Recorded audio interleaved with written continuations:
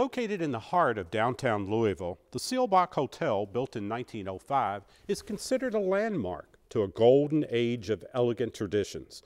It is on the National Register of Historic Places. Let's check in at the Seelbach Hotel.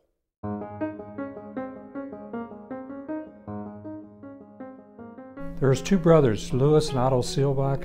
The family moved from Germany in 1865. They settled in Cincinnati. And Louis came to Louisville in 1869 and actually went to work at the original Galt House. Then in 1902, the brothers purchased this piece of property, started construction in 1903, and opened a 150-room hotel in 1905. Then extended it to a 500-room hotel by 1908. It's a French Renaissance. And when they opened, when the brothers built the hotel, they wanted the finest of everything.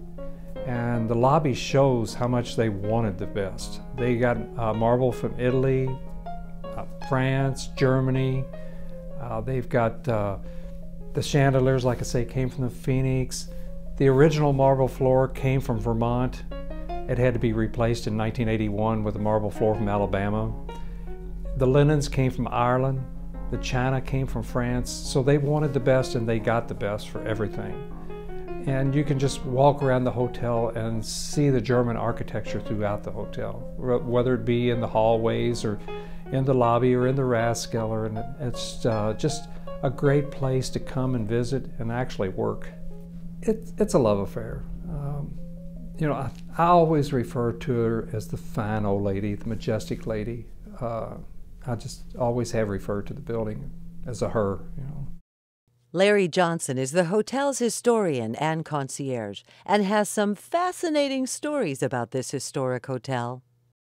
Well, this room that we're in was the gentleman's poker room when the Oak Room was the gentleman's billiards club, which is what it was back in the early days. And there were stories told about this poker room that Al Capone loved to play cards here.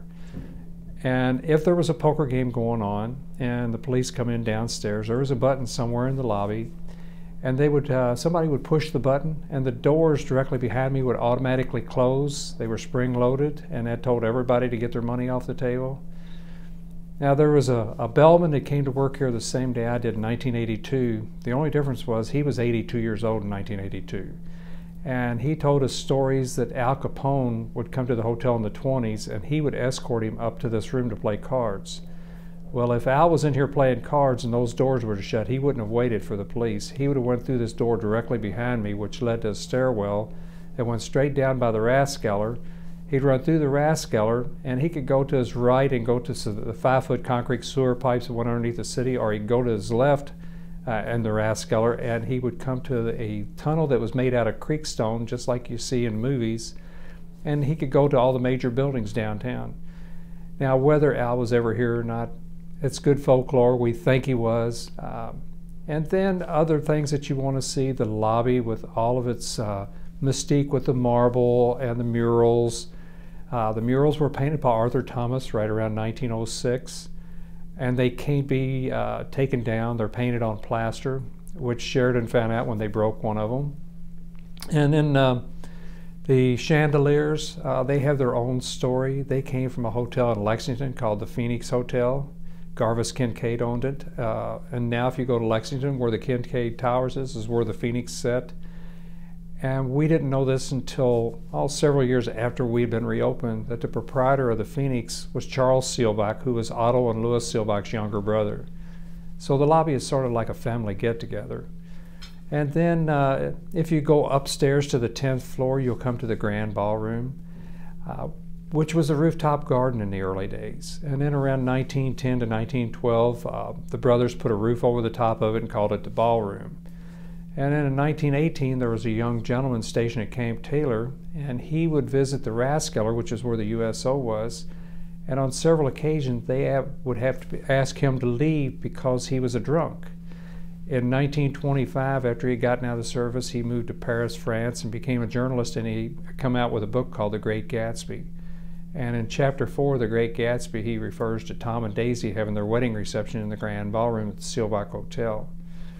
Now, that being said, you need to go down and see the Rathskeller, which we think is the largest collection of Rookwood pottery in the world.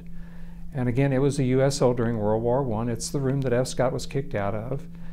And you can walk around the room, and around the columns you'll see pelicans. The pelicans was a symbol of luck. Somebody told Louis Seelbach about this, and he was a type of person that believed in every lucky charm he could get. And then on the walls you'll see different village scenes. Those are villages around Frankenthal, Germany. And in one area on the left wall, after you go in, there's what we call the Romeo and Juliet balcony. And there's this balcony with these glass windows, and the glass and these windows are original Tiffany glass windows. And it was the manager of the Rathskeller's office. He could open the windows and watch his people work back in the early days.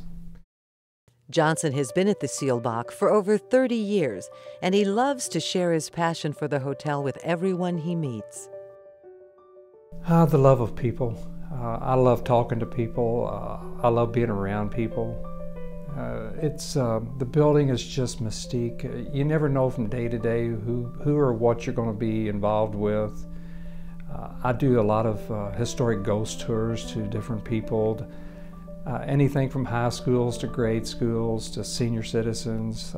I go out and do talks to different organizations. So I just never get bored with it. It's not an assembly line job. It's something that I kind of do at my own pace. I work in the concierge lounge in the mornings, and I get to see people when they get up in the morning and come in and have their breakfast, and the biggest majority of them know me by first name. So it's sort of like, in a way, I agree with my daughter. I've got another family, and I see them almost every morning. Once you get here, you get hooked and you stay.